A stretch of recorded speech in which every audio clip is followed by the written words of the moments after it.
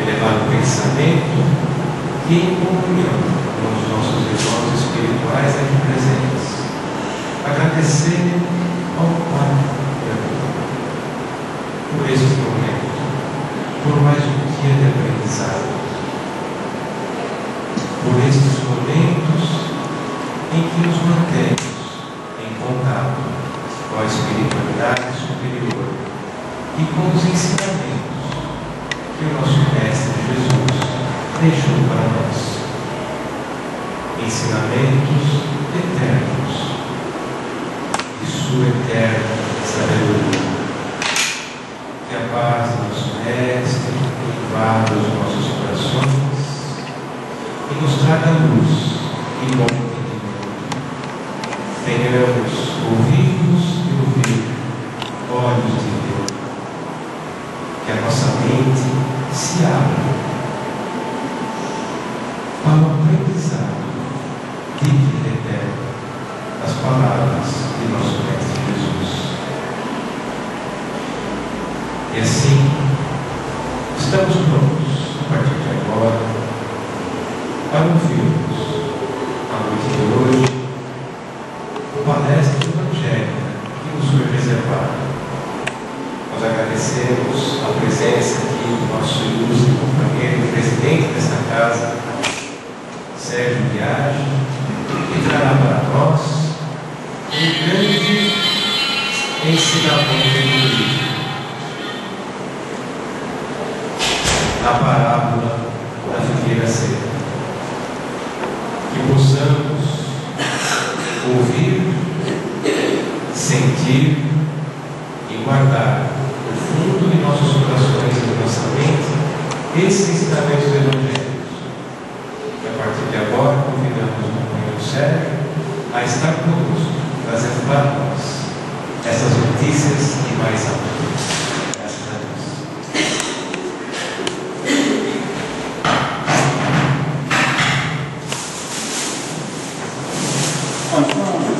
Boa noite a todos, que Jesus possa nos abençoar hoje e sempre. Então, o tema que nós vamos conversar com os senhores é sobre a parábola da figueira seca, aparência e realidade. Se nós observarmos, o que temos em mente é que a gente vai procurar dar uma ideia do que seja a parábola, o que é a figueira, o texto bíblico, também vamos falar sobre a simbologia que esse texto representa e, por fim, alguma relação entre aquilo que parece realidade, mas para nós às vezes não é. Então, inicialmente, o que seria uma parábola? Parábola é sempre algo que você diz alguma coisa para se entender outra coisa. É uma espécie de metáfora, né? Quer dizer, você fala sobre um conhecimento material para deduzir dali algo moral, ou no caso de Jesus, algo moral evangélico. Agora, é bom nós termos em mente que a palavra parábola, ela não foi inventada por Jesus. Ela é uma forma de que o pessoal da antiguidade usava para transmitir os seus conhecimentos. Então não é dizer Jesus inventou as parábolas. Nós dizemos que as parábolas são de Jesus, mas o conceito de parábola não. Ele é uma forma de transmitir conhecimento. E como é que era a transmissão desses conhecimentos? Era através de histórias. Então contava-se uma história, e dessa história contada, a pessoa absorvia um conhecimento moral, uma interpretação moral daquela citação. Bom, a parábola, quando Jesus também falava por parábolas, é interessante notar que no nosso próprio Evangelho diz assim, que Jesus ensinou por parábolas, né? E que ele falava para as pessoas do público em geral e que eles não iam entender tudo, né? Quer dizer, que era uma forma de que aqueles que têm ouvidos para ouvir poderiam captar, os que não tivessem não iriam captar.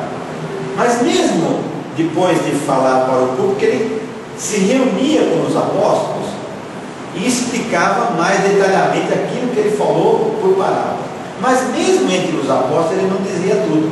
Por quê? Porque os apóstolos não estavam em condições de compreender os seus ensinamentos.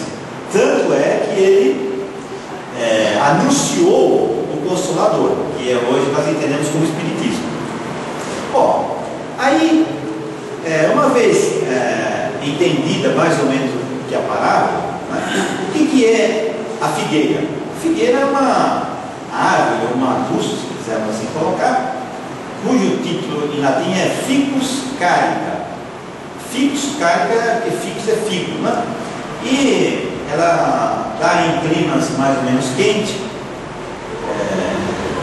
no verão, principalmente em Portugal. Em Portugal é um lugar muito assim, propício, né, para a cultura das figueiras. Agora, como é que estaria colocado isso no texto evangélico? Diz assim, que Jesus, saindo de Betânia, ele teve fome. Aí ele foi e viu a figueira. Aproximando-se, só tinha folhas. Aí ele diz, para que ninguém coma mais fruto de ti. Ele vem, só tinha folhas, que ninguém mais coma fruto de ti. E no dia seguinte, passando por lá, os apóstolos, olhando, mestre, você está vendo a figueira que você amaldiçoou? Aí, secou. E esse texto, ele está narrado em Marcos, mas só que ele faz parte de uma coisa maior. A coisa maior é figueira seca, a purificação do templo. Então, nesse coisa existe uma abordagem que é aquela passagem onde Jesus expulsa os vendilhões do templo, né, diz que a casa de Jesus não é uma casa de perdição, mas uma casa de oração. Existe também o fato de falar do perdão, né, ou da fé, se você tiver fé, né, tão forte que você pode falar para esse monte, passar daqui para lá, que o monte irá passar. Então esses outros assim, ensinamentos estão contidos nesse tópico do Marcos 11, de 1 a 26, sendo que o texto específico da parábola está no meio dele. Bom, então, uma vez colocada a questão bíblica ou a questão do endereço bíblico, nós vamos agora tentar entender a simbologia que esta parábola representa. Então, para começar, uma simbologia é uma coisa que representa algum objeto. O símbolo sempre é um representante do objeto. E no caso, Jesus, ele está se referindo a algo que é justamente de aparecer alguma coisa e não ser aquela coisa. E o Allan Kardec, no Evangelho segundo o Espiritismo, ele trata desse tema com muita qualidade. Então ele elabora sobre 3 pontos que nós iremos comentar um pouco com vocês. Bom, quais são esses pontos que o Allan Kardec trabalha no Evangelho segundo o Espiritismo? Ele fala assim, pessoas que aparentam ser boas, mas não são. Esse é um ponto. Outros são aquelas pessoas que poderiam ser úteis e não são. E em terceiro lugar, ele fala dos médiums, que poderiam ser bons missionários ou bons intermediários e também não são. Então ele está elaborando no Evangelho sobre esses 3 itens. No caso das pessoas que aparecem ser boas e não são, ele nos lembra daqueles oradores que vão à frente do público e falam coisas bonitas, eles falam um verbo, que é aquele verbo que reverbera, né, que chama, mas no fundo, não está dizendo nada para a pessoa. Quer dizer, é um fogo fato, é uma encenação que o público sai como se não tivesse ouvido nada. Então ele aparentou ser grande coisa, ser um ilustre, mas no fundo a pessoa saiu vazia de conhecimentos espirituais. E essas pessoas, a gente encontra, né, quando fala dos falsos profetas, os falsos profetas também poderiam ser inclusos, por quê? Porque eles se dizem, né, os enviados de Cristo, enviados de Deus, e na realidade eles estão encaminhando as pessoas para outros interesses ou para outras situações. No caso das pessoas que poderiam ser úteis e não são, nós podemos perceber o seguinte: não seria só pessoas em si, mas doutrinas, filosofias, principalmente aquelas que, por assim, eles ilustram muito ou enaltecem muito o materialismo, né, a não crer em Deus, a morte de Deus.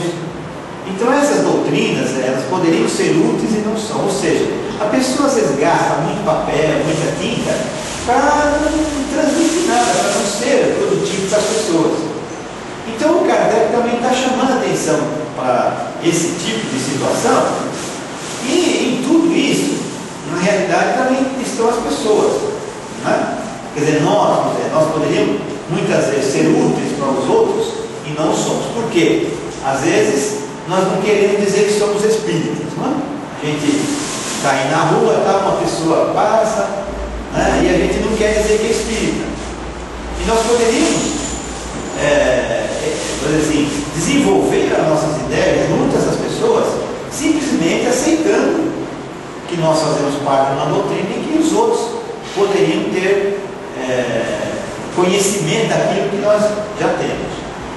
Então todos nós poderíamos ser mais úteis até e não estamos sendo.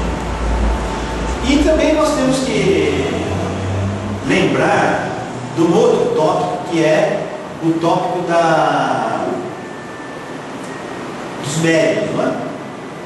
Então os médiuns, muitas vezes, o Kardec fala que eles são como uma árvore, e essa árvore deveria dar, por assim, espalhar frutos, ele dar conhecimento para as pessoas. Só que o que acontece conosco? Nós não queremos ser essa árvore, nós não queremos assumir aquela função, aquela mediunidade. E acabamos o quê? Nós acabamos perdendo a oportunidade de ser, né, um intérprete fiel da doutrina. E hoje nós sabemos que a doutrina tem uma necessidade muito grande na humanidade, mas a doutrina no seu sentido assim fiel, no seu sentido doutrinário, né? Porque se nós entendermos a palavra doutrina ou doutrinário, não é simplesmente dizer eu sou espírita, não. A palavra doutrinário quer dizer que é uma pessoa que segue uma doutrina. Então, se nós nos dissermos ou nos dizemos espíritas, e a gente não segue a doutrina, ou seja, nós não seguimos os conhecimentos doutrinários do espiritismo, nós, de certa forma, não temos muito que falar que somos espíritas. Por quê? Porque nós não estamos sendo doutrinados, nós não estamos seguindo ou fundamentando as nossas ações, as nossas observações na doutrina espírita. Então, no caso dos médiuns, os médiuns deveriam o quê? Nós, como médiuns, deveríamos ser intermediários desses espíritos e, ao mesmo tempo, sermos doutrinados, ou passarmos a doutrina para os outros. Não é vender ilusão, vender beatitude, não é vender um lugar lá no nosso lar, não, isso aí não. E muitas vezes até a gente faz isso, né? Dá a impressão que a gente está barganhando com a espiritualidade, né? Não, eu vou fazer o bem aqui porque depois que eu fizer várias ações eu vou ter um lugarzinho bom lá no nosso lar, né? Porque eu não quero ir lá para o Brau, não, eu quero já ir para um lugar melhor, né? Então você não vai valer nada, né? Porque nós estamos já comercializando as coisas espirituais. Bom, aí temos também um aspecto nessa palavra assim, que ele fala da esterilidade. E quando fala de esterilidade, já não soa bem, né? Quer dizer, aquela pessoa estéril, aquela água estéril, quer dizer, não produz nada, não vale nada. E isso é tão forte que você vê que muitos casais hoje, que não conseguem ter filhos, eles fazem de tudo, né? Eles vão em médico, vão nisso, fazem a prece, fazem até um monte de coisa para poder engravidar. Até houve um caso aqui no centro, um caso interessante, que depois eu fui brincar com a pessoa, mas uma pessoa começou a frequentar o centro e não conseguia engravidar, né? Aí depois de algum tempo, né, de frequentando, ela falou que o André Luiz, deu a impressão que o André Luiz engravidou a moça. Eu falei, não foi o André Luiz, não, o André Luiz é espírito. Quer dizer, parece que pela fé dela naquele espírito, né, foi ele que... Então é uma forma, né, da gente fazer o quê? Como que aquela coisa não seja negativa, né? Porque a esterilidade, né, no caso da árvore, né, por que a figueira é estéril? Porque ela não vai produzir figos. E se ela não produz figos, ninguém vai se alimentar, ninguém vai se abeberar daquelas coisas ali. Bom, um outro ponto nessa questão da figueira seca, nós podemos situar também uma organização religiosa. Veja bem, uma organização também pode ser uma figueira seca. Por quê? Por que uma organização religiosa é uma figueira seca? Porque se ela não transmitir, se ela não divulgar os conhecimentos reais e concretos da espiritualidade, ela não está sendo uma fiel intermediária desses conhecimentos. Nós podemos até pegar o nosso centro aqui, nosso centro espírita, né? Se nós não fizermos a divulgação desses princípios, nós estamos sendo uma figueira seca, como centro e como pessoas. Aliás, até vamos fazer uma reflexão. A impressão que dá é que os outros que tem que fazer a coisa. Então, existe uma diretoria. A diretoria que não pode ser figueira seca, não, mas o centro não é a diretoria. O centro somos todos nós. Todo mundo que está vindo ao centro faz parte do centro. Ou não? Nós não fazemos parte da entidade centro? Né? Ou a gente trabalha, ou frequenta, nós fazemos parte dessa entidade. Então, se nós não estamos transmitindo, não estamos divulgando esses conhecimentos para os nossos irmãos mais necessitados, nós também estamos sendo uma figueira seca. E quantos centros não fazem isso? Quantos centros não desviam aquele foco na doutrina e começam a criar práticas que não dizem respeito à doutrina espírita? São muitos, né?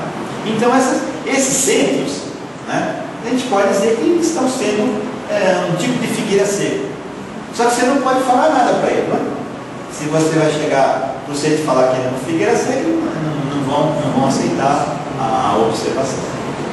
Bom, existe também um outro aspecto, que é o aspecto da religião em si, né? Da religião, que é justamente essa questão da gente ser antes sermos religiosos do que ter uma religião.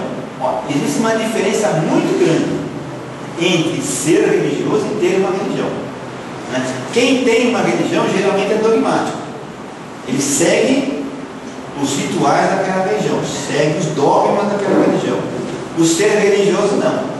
Ele pode estar em qualquer lugar, mas ele não segue aqueles rituais. Ele tem uma maneira própria de pensar, né? O mesmo podemos dizer da doutrina espírita, né? Veja bem, às vezes a gente fala assim, não, porque a doutrina espírita falou isso. A doutrina não fala. Eu nunca vi a doutrina falar. Mas a gente pega aquela informação, né, e fala que a doutrina que falou aquilo. Ou a gente pensa de uma maneira e fala, não, a doutrina que falou isso. Não, a doutrina não fala. Nós é que interpretamos aquilo que está na doutrina. Nós é que transmitimos. Os Espíritos é que transmitem. E nós fazemos o quê? Fazemos a nossa observação da Bíblia.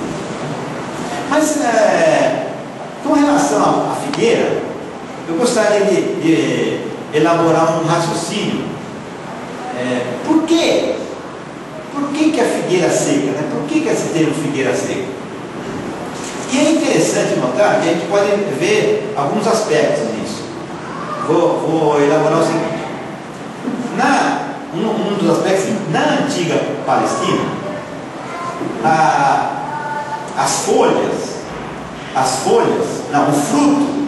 o fruto chegava 2 meses antes das folhas. Na antiga Palestina, o fruto, quer dizer, o figo chegava 2 meses antes das folhas. Esse é um ponto que a gente pode interpretar que Jesus amaldiçoou, não porque ele tivesse poder de amaldiçoar, porque a figueira já estava indo para o desencarne, né? Já estava indo para secar mesmo. Agora, existe também uma outra colocação que está no livro Espírita também, que eles falam assim de uma descarga magnética. Então Jesus, pelo seu magnetismo, pela sua esperança, ele poderia, através dos seus fluidos, ele poderia deixar aquela figueira secar aquela figueira.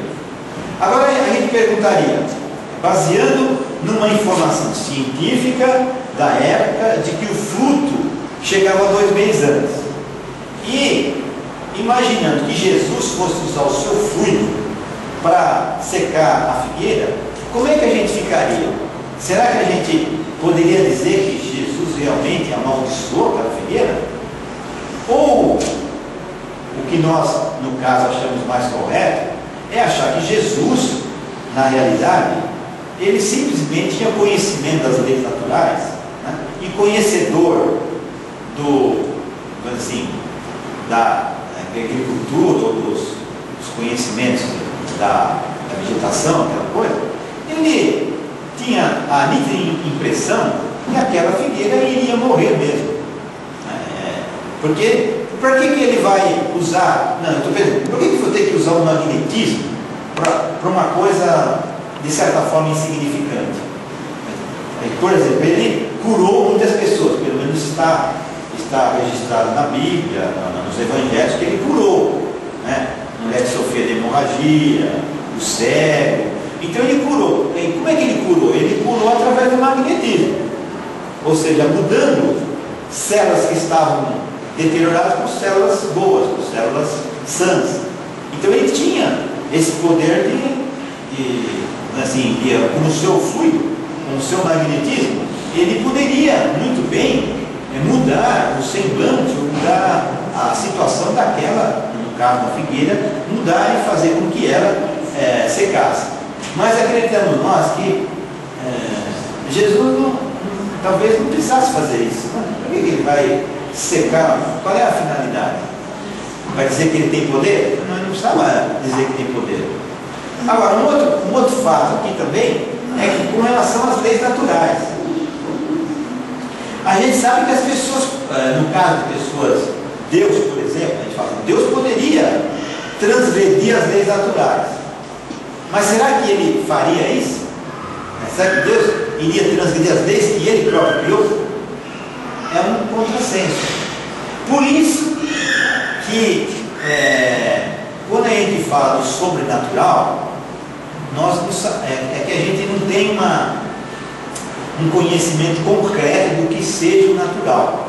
Por isso que a gente fala sobre que a gente não tendo conhecimento das leis gerais, né, da natureza, a gente fala no sobrenatural. Mas aí a gente, no Espiritismo, a gente percebe que não, né, que o natural, o sobrenatural é muito mais natural do que o natural. A gente vai tendo outra percepção da própria realidade. Bom, então, eu gostaria agora de fazer uma abordagem assim, que está relacionada com o tema, que é o nosso subtema, que é a aparência e realidade. Tá?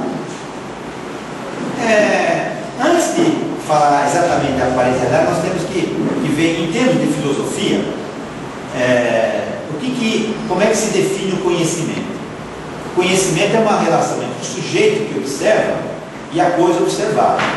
Então isso é o conhecimento. Você observa uma coisa e essa coisa volta para o sujeito e o sujeito interpreta aquilo. Então, vamos fazer assim, que a pessoa olha uma coisa, aquilo volta. Então, se a sua elaboração mental coincidir com aquele objeto, ele estaria de posse da verdade. Se a sua elaboração não coincidir, ele estaria em erro, ou seria uma ilusão. Então, eu quero começar por aqui, para a gente perceber que muitas vezes a realidade que a gente fala que é uma realidade não é bem uma realidade, é uma aparência. Vocês já ouviram falar daquelas figuras que se chamam ambíguas? Já ouviram falar sobre as ambíguas? Você olha a figura, uma hora aparece uma coisa, outra hora aparece outra. Né? Tem até aquelas duas faces, preta e no meio branco, então olhando parece duas faces, no meio cálice. Tem a outra do coelho ou pato, né? E assim por diante. Mas já mostra que os nossos olhos, eles não captam assim, de forma objetiva tudo. Tanto é que eu poderia falar com vocês assim, como é que vocês, não precisa responder agora, tá? Mas assim, como é que vocês descreveriam o ato de ler? Como é que vocês descreveriam o ato de ler? O que a pessoa vai falar? Assim, na leitura, os olhos deslizam suavemente sobre as letras. Aí eu poderia falar assim, mas isso não é verdade, isso não é a realidade. Por quê? Porque os olhos não deslizam suavemente sobre a... É uma impressão que nós temos que ela desliza, mas ela não desliza. Tanto é que já foi feito experimentos através de... Eu não sei se fotografava o pessoal lendo, que a gente vai aos saltos, né? É que esses saltos são tão rápidos que a gente não percebe, a gente não tem capacidade de perceber que eles estão pulando. Mas eu quero chamar a atenção assim, então aquilo que parece realidade, não é tão realidade assim, por quê? Porque se eu disse que eles deslizam, eles não deslizam, eu não consegui perceber que eles não deslizam.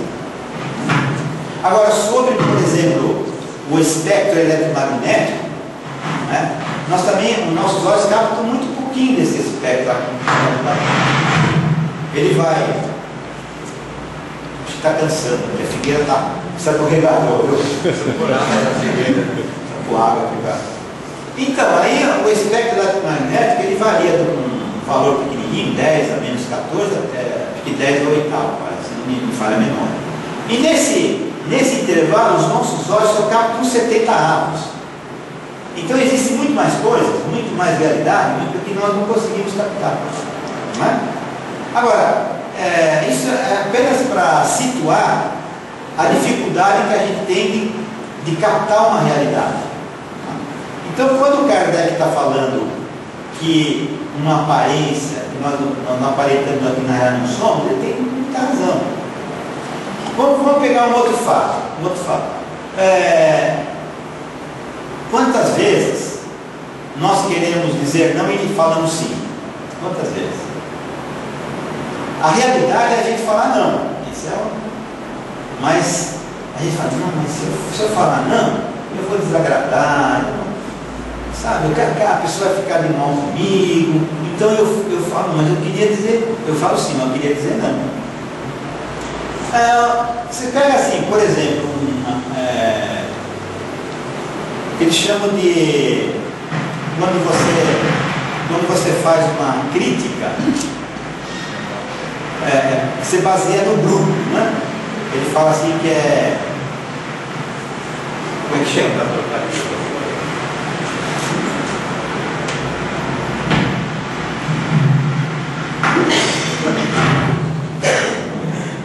Então, melhorou? O espírito estava falando aqui passado também. Mas estava falando, por exemplo, eles chamam de percepção distorcida, ou distorção de percepção.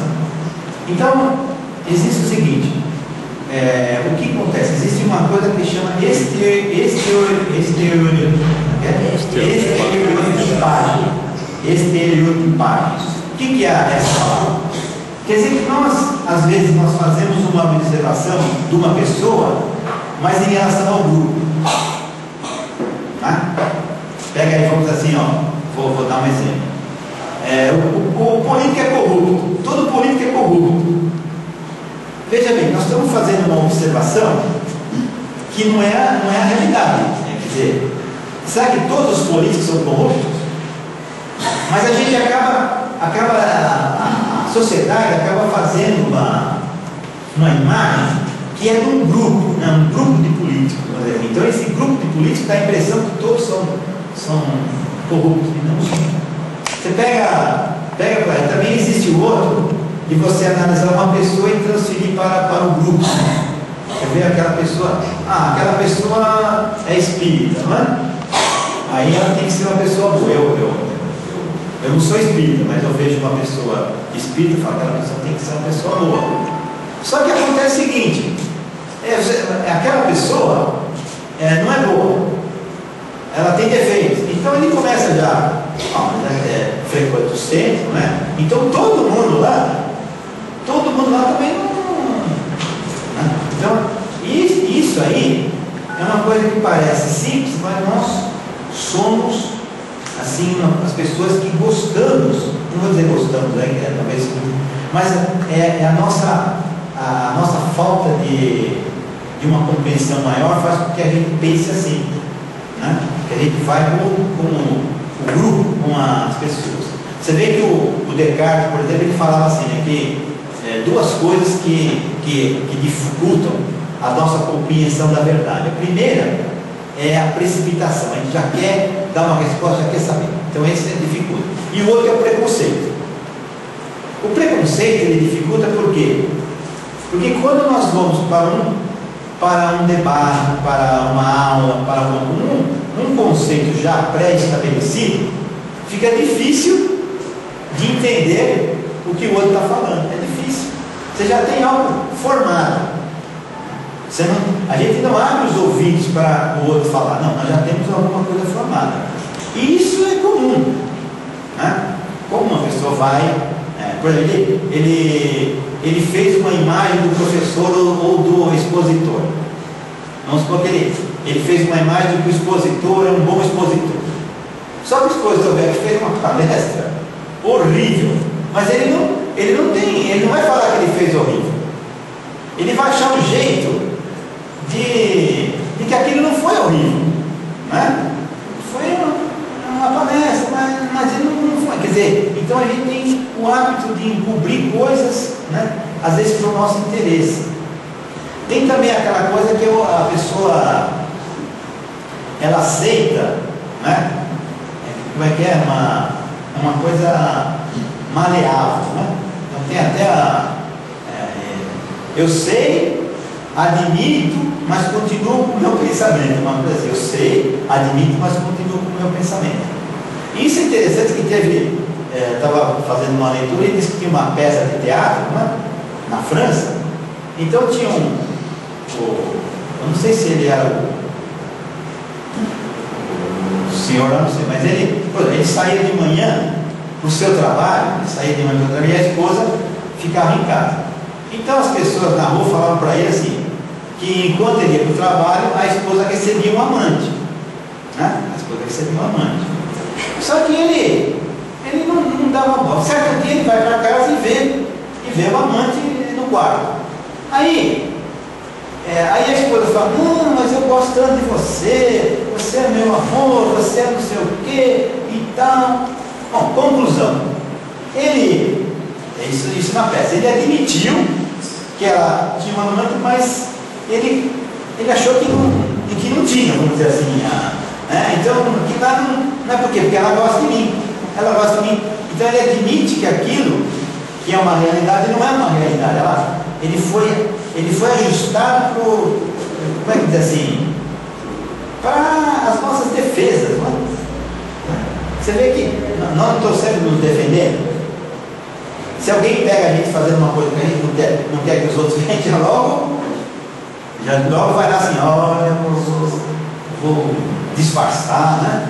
Ou se a pessoa está no computador jogando e não pode jogar, já tem que fazer alguma coisa lá para ninguém ver que ele está jogando, né? Aí então tem algumas coisas que a gente faz como uma lei e não necessariamente a lei, não é a realidade. Por exemplo, a gente vai dizer, olha, você tem que ser altruísta. Por que eu tenho que ser altruísta? É porque a tradição diz que tem que ser assim? É porque os livros dizem que tem que ser assim? Então, é uma forma de a gente vamos assim, pensar, não que não devamos praticar o altruísmo, mas não existe uma obrigatoriedade, entendeu? Não existe uma obrigatoriedade, não é algo impositivo. É a mesma coisa assim, não, porque nós temos que ajudar nós temos que ajudar os outros. Por que nós temos que ajudar os outros? Tanto é verdade que tem uma frase que nós usamos sempre, e na realidade a origem dela não é bem assim, né? Quer dizer, que temos que amar os outros, né? Amar os outros. Mas na realidade, quando essa frase foi pronunciada, ele diz assim: ame a si mesmo primeiro, para depois amar os outros. Você vê que existe uma diferença fundamental. Então, como é que eu vou amar o outro se eu nem a mim mesmo me amo, vamos dizer assim, né? Então a gente tem que repensar muitas vezes. Então isso passa por uma verdade, né? Uma verdade, não, que já vem de longa.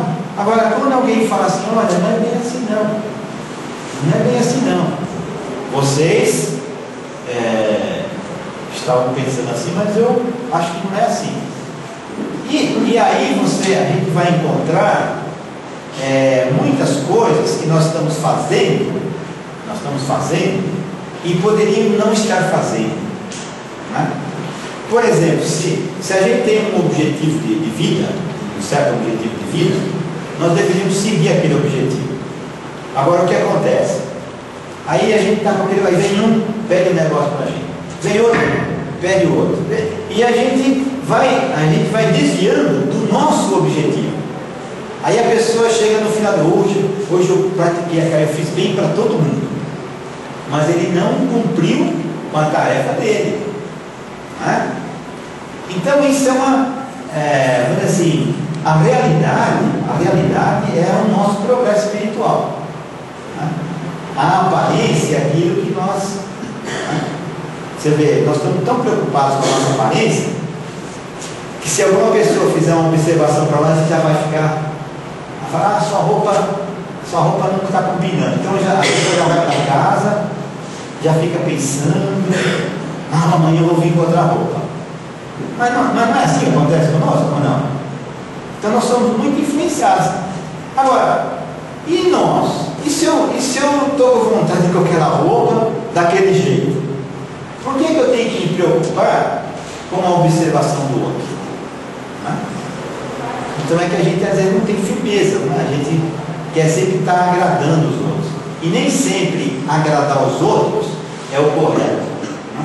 Muitas vezes, se vocês perceberem, quando alguém nos chama a atenção de uma forma brusca, de uma forma até não muito amigável, aquilo às vezes foi um bem para nós. Foi um bem para nós. Por quê? Porque nós tivemos que refletir, fazer uma reflexão mais profunda sobre a nossa maneira de ser, sobre a nossa maneira de comportar junto aos outros, né? Então é isso que a gente tem que estar em mente nesse tema, que é sobre figueira seca, aparência e realidade, né? E aí a gente poderia, assim, cada um de nós pode imaginar tantas outras coisas que poderiam estar relacionadas com essa ideia de aparência e realidade, né? E uma forma, às vezes, assim, muito ilustrativa, é uma situação assim, a pessoa vai caminhando, veja bem, a pessoa vai caminhando, aí ela vê lá embaixo um vulto, ele fala, é uma árvore, Então, para ele, a realidade daquele vulto era uma árvore. Aí ele vai se aproximando, aí vê que não é uma árvore, ele vê que é uma rocha, que é alguma coisa com forma. Então ele se desfez aquela primeira impressão que ele imaginava da realidade. Então o nosso processo de aprendizado, de evolução espiritual é este. Nós estamos sempre nos ajustando a essa realidade espiritual.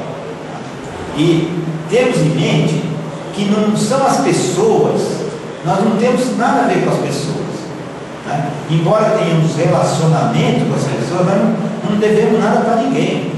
O que acontece conosco é que existe uma lei natural e nós devemos para esta lei. Então, se a pessoa infringir uma lei natural, ele vai ter que refazer aquela infração daquela lei natural. Agora, não é porque ele fez um mal para um, matou um, fez tudo.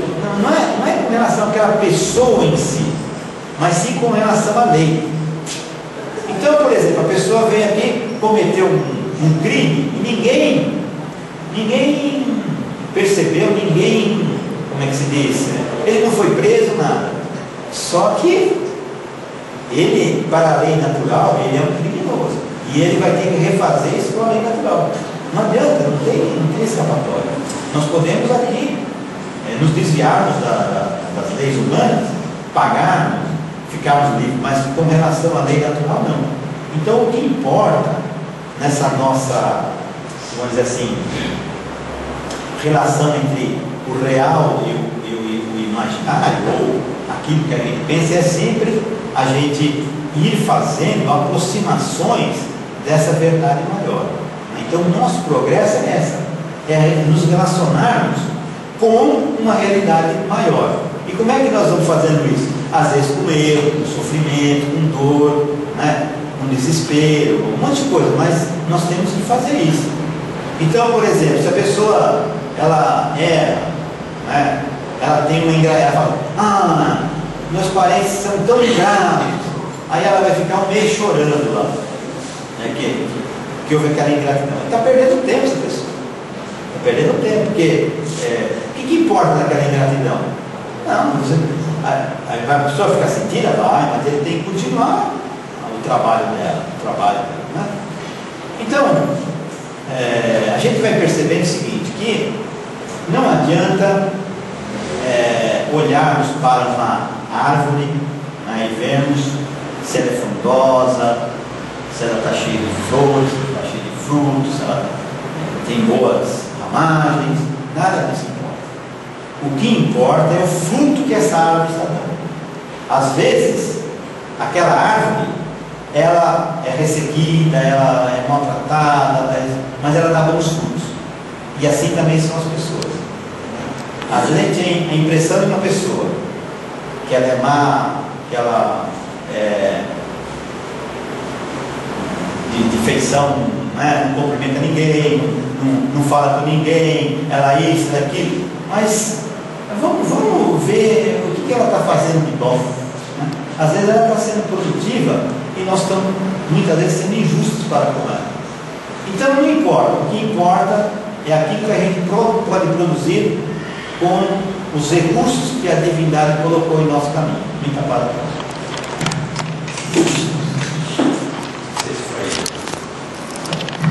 Perguntas? Aí primeiro. Pode falar. Vou levar a figueira aqui, tá? Vamos lá.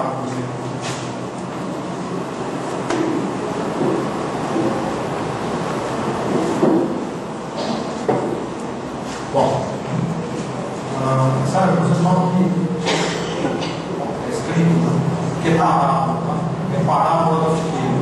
Só que eu já li isso. Parábolas são historinhas que Jesus contou, né? E pelo que está escrito, isso aí não é parábola, Jesus inventou isso. Dá para explicar melhor? É a primeira pergunta. E a segunda que me chamou a atenção é essa história do filho vem antes o fruto vem antes da folha. Então, na realidade, parábola é sempre uma comparação, né?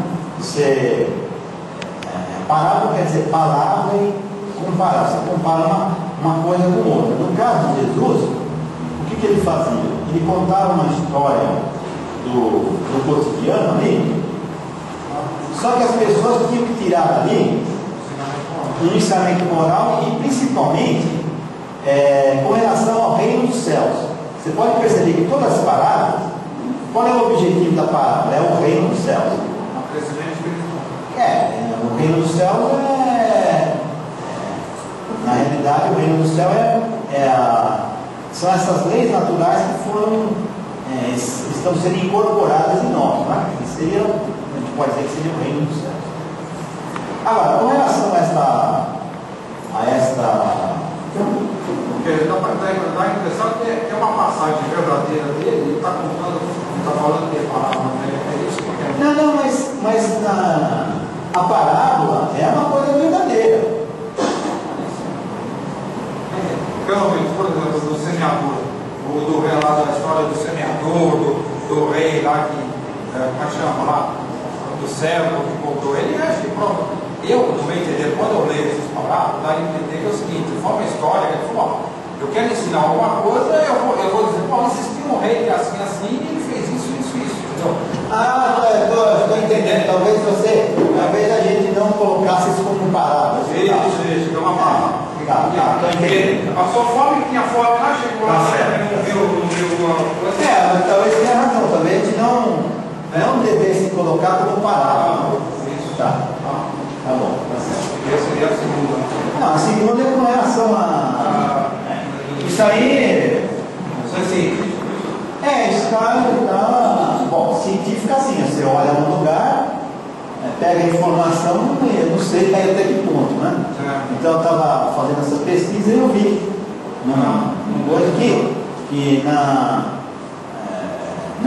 antiga Palestina o fluxo chegava antes, 2 meses antes das folhas, né?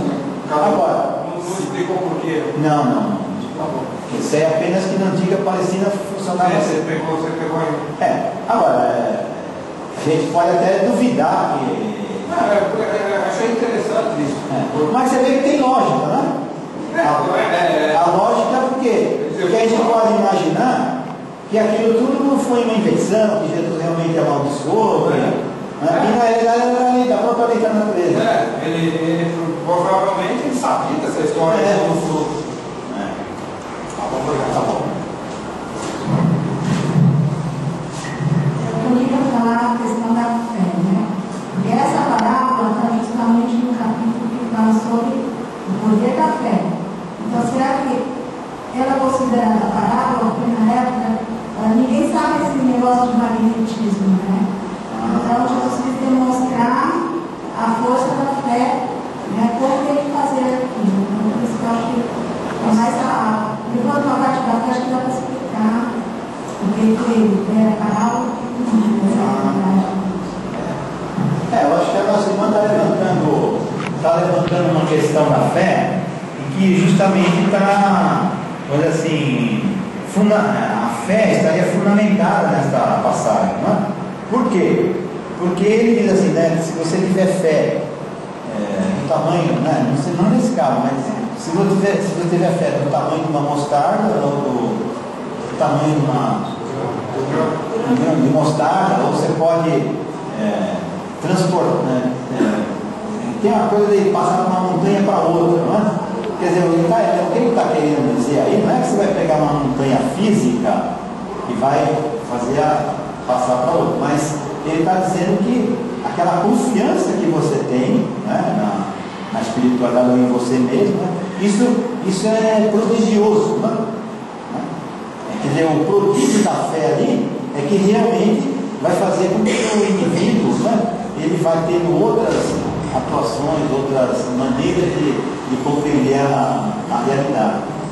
Então é importante isso realmente, né? Só que esse problema de fé ele envolve outros aspectos, né? No espiritismo a gente vê que existe a fé que é dogmática, a fé cega e a fé que é raciocinada. Não sei se o pessoal levantar, né? Mais alguém?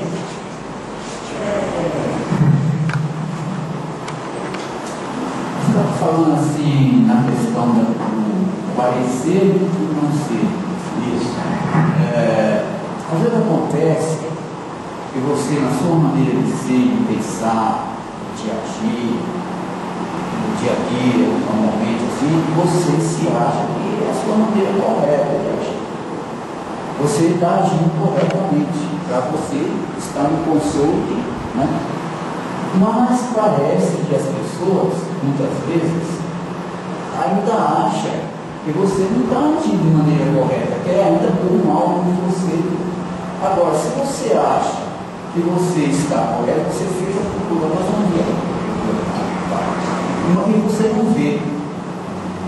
Então, qual a maneira de você seguir? É a tua maneira, né? Se você não viu, não sabe o que corrigir, não é assim?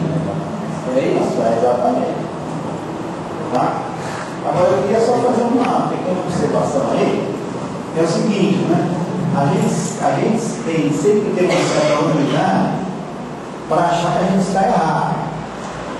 Isso é importante para o nosso progresso. Porque também se a gente achar sempre que está certo, né? A gente não evolui.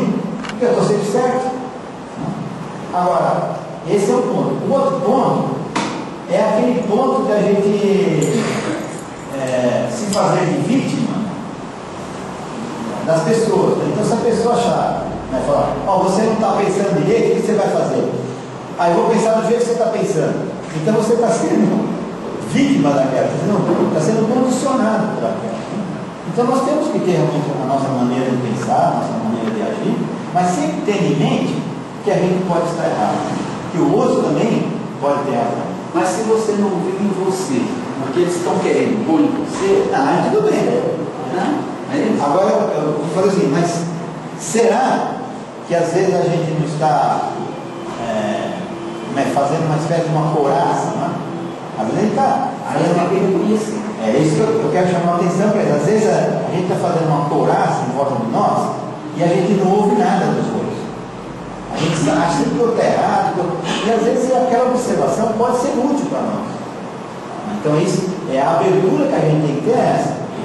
Eu vou agir da maneira que eu penso, ou se não houver nada eu vou, mas vou pensar também. A pessoa falou que eu estava agindo dessa maneira. Será que é verdade mesmo? Entendeu? Esse que é o correto do nosso procedimento. É para ter um crescimento, né? Exatamente, senão a gente fica sempre igual, né? Mais alguma pergunta?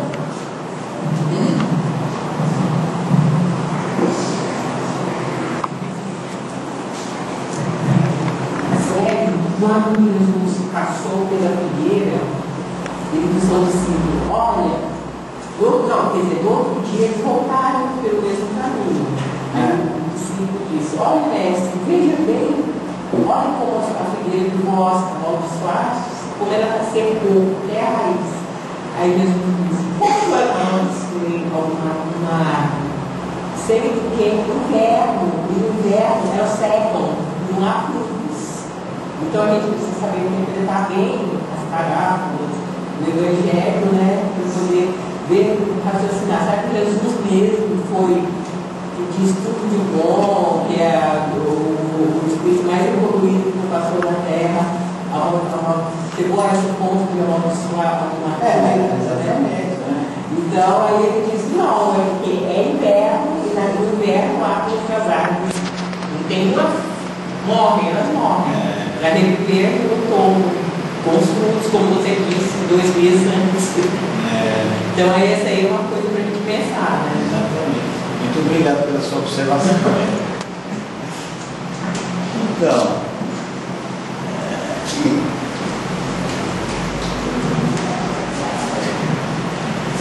Então, observação todo mundo ouviu, né? Acho que é importante essa observação. E eu acho que essa questão de a gente analisar sempre no sentido de ver se há uma razão naquilo. Mas você vê, nessa passagem mesmo, ele diz assim, né, que Jesus expulsou os vendilhões do templo. Será que isso é uma verdade também? Será que Jesus expulsou as pessoas de lá? Será que ele... também é uma coisa que você pode pôr em dúvida. Porque se Jesus era todo bondade, como é que ele iria... será que às vezes não é alguma coisa na grafia ali, nas escritas? Essas coisas... Uma chamada mais forte, né? Não que pegou o chicote e bateu as pessoas. Agora isso aí tem que ver. O problema é assim, a gente tem sempre que ver o problema da simbologia. Quer dizer, o que é uma parábola? Se a gente for usar como parábola, é uma simbologia. Nós temos que, daquilo que está expresso, nós temos que tirar ilações espirituais. Né? Tanto é que ele fala assim, né, que no caso do reino de Deus, tem que alguma pessoa mais conhecedora explicar para a gente.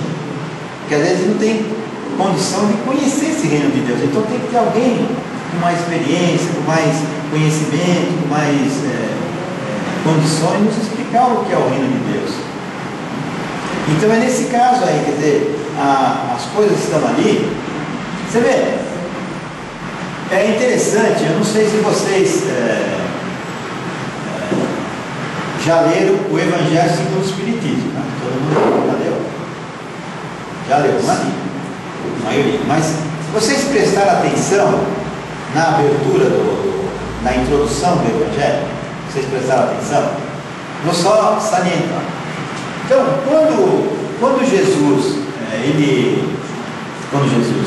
quando Kardec codificou a doutrina, o que ele fez? Ele disse assim, que os evangelhos constavam de 5 partes. Constavam da parte das profecias, da parte histórica, da parte da vida do Cristo e tal, né? E que ele não ia se preocupar muito com as 4 partes que era sujeito a dúvida, sujeito a debate, que ele ia se preocupar com o quê? Com o ensinamento moral. Então nós temos sempre que procurar essas ensinamentos, essas palavras, é um ensinamento moral, daquilo que pode ajudar o nosso progresso. Porque se assim não fizer, nós vamos ficar discutindo lá. Né? É o caso da figueira, a figueira seca, mas veio antes, não veio antes, fez isso, não veio. Isso aí, de certa forma, não tem muita relevância, não. A gente está discutindo para ter um posicionamento, mas o que importa, o que é? É a interpretação simbólica que esse ensinamento traz para nós. Né? E o ensinamento é dado pela interpretação dos Espíritos, que a gente vê o problema da aparência e da realidade. Às vezes a gente aparece ser uma pessoa boa e não somos. Então vamos repensar isso. Quer dizer, a figueira seca, o que é? Eu pareço ser bom, mas eu sou, que nem essa figueira seca, eu sou ressequido, eu não tenho condições de passar informação, passar conhecimento. Né? Então é esse que é o nó da questão aqui. Né? O nó da questão é a gente pegar a essência do... Você não vê que às vezes a gente fala assim que no meio espírita, né? Não sei se eu vou fazer uma crítica meio... a pessoa leu muito romance, né? Ela pensa que é espírita, né? É um monte de romance. Fala, eu sou espírita. Não é espírita, não. Não é porque leu romance que é espírita, não. Aí fala, não, mas você está sendo exagerado, você está sendo rigoroso. Não, é uma verdade. Por quê? Porque a gente acaba não absorvendo a essência da doutrina. Vocês querem um exemplo? Vocês pegam e leiam um romance. Aí vocês vão analisar um caso lá. Olha, aquele espírito, ele veio aqui, sofreu, fez isso, fez aquilo. Então, aquele romance pegou um espírito e 200 páginas ele... Não estou dizendo que seja uma mentira aqui. Não é mentira, é uma verdade. Só que o que acontece conosco? A gente vai generalizar. A gente vai jogar para outros casos. E isso é que está o erro. Né? O erro está aí, você pegar um caso e generalizar. Como a gente não pode pegar o todo e interpretar uma pessoa, analisar uma pessoa pelo todo, Nós também não podemos pegar um caso e generalizar.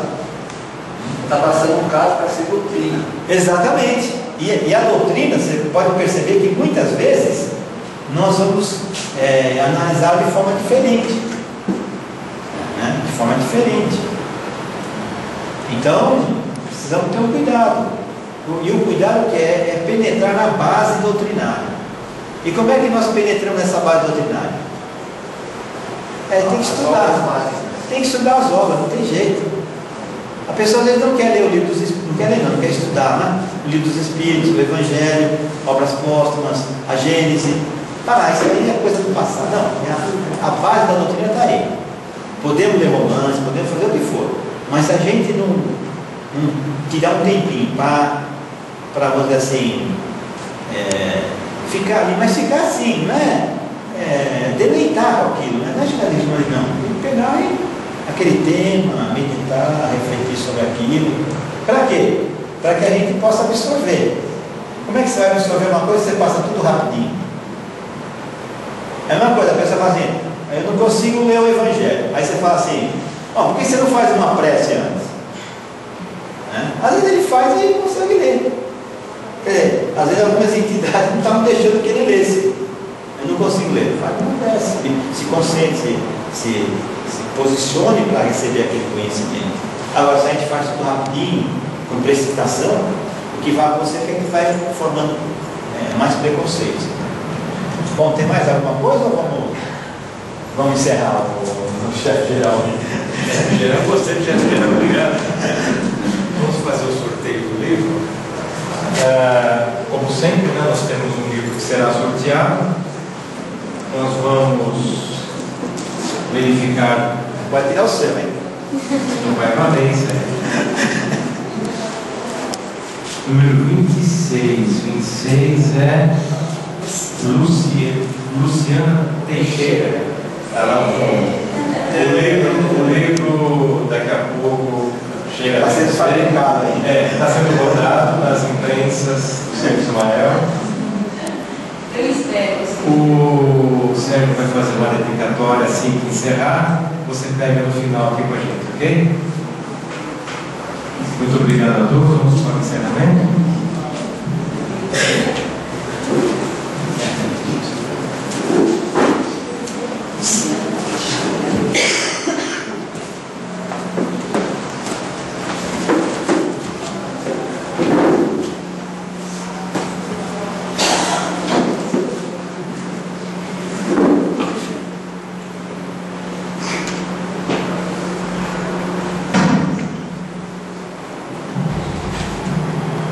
Queridos amigos, amigas,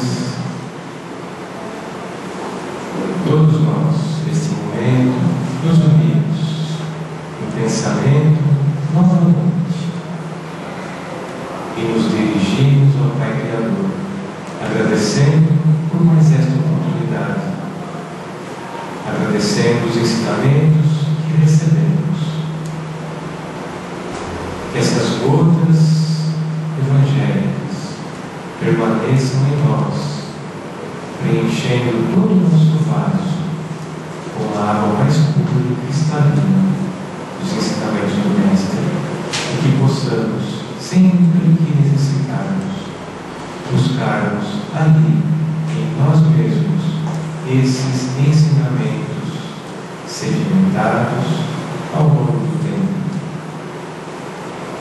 O Pai reconhece o nosso esforço na busca do bem para permanecermos no caminho do bem, agindo no bem, melhorando a cada dia.